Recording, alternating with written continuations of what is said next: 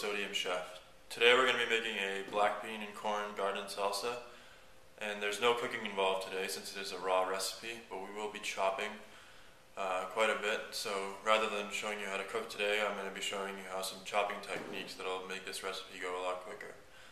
This salsa is delicious, it's fresh, and it'll last in your fridge about a week. I don't think it'll last that long, but just in case you're worried, it is a lot of salsa, so if you do want to cut the ingredients in half, you'll end up with a smaller amount, because this will give you, 4 large jars or so. But I hope you like it, and let's get started. Now you can see that we have some diced onions, some cubed tomatoes, some bell peppers, both red, yellow, green, and orange, 6 cloves of fresh pressed garlic, and some fresh chopped cilantro. Now I'm going to use Eden Organic black beans, no salt added, but you can use whatever you can get your hands on. I'm going to use a lime and a half, the juice of 1 lime and a half. It'd be helpful if you had a garlic press, but you can finely mince it with a knife or use anything else you have.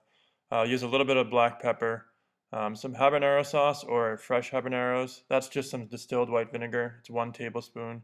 And if you can't get access to canned black beans, you can use dried black beans and soak them and boil them and that whole process, but it will take longer.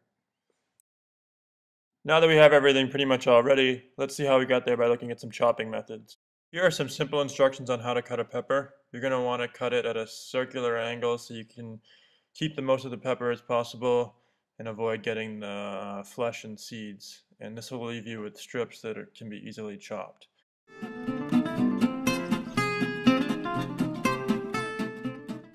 Now you're going to take the pieces and slice them into about 1/4 inch slices.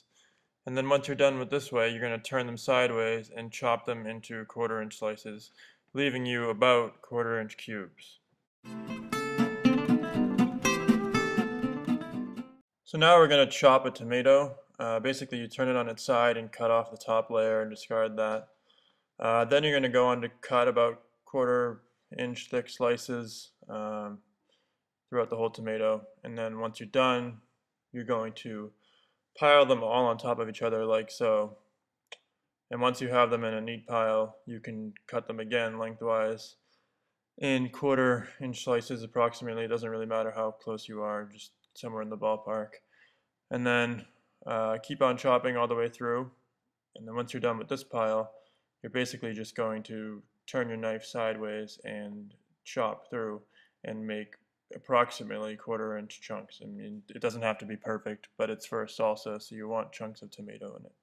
But that's how I chop a tomato. Here's a little trick on how I chop an onion. You're going to use the root end to hold the onion together, and you're going to use a knife to slice through directly through the middle of that root end and split it in 2. So now you're going to have 2 halves, and you're going to cut off the opposite end of the root end. And once you have those done, you can peel the onion. And then once you're done peeling, you're pretty much all set to start chopping. So you're going to make a slice close to the top, probably about a 1/8 of an inch deep, and then about 1 right in the middle of those 2 in the bottom. So it's 2 slices, and you don't want to go all the way to the root. You want to go about 1/8 of an inch before, so the onion doesn't fall apart. Now you're going to stick the tip of your knife in and make slices lengthwise. And this is going to set you up to make some pretty quick chops. So you're going to do, I think I did 3 of these, and now you'll see, or I did 4, but you'll see now where if I turn the knife sideways and make regular chops, I'm going to get instant cubed onions. So those are all little pieces of onions that can be broken apart. So when you watch when I chop now, all I have to do is hold the onion and make downward chops, and I will dice the onion. Now repeat the same steps for the other half and any other onions you have to chop.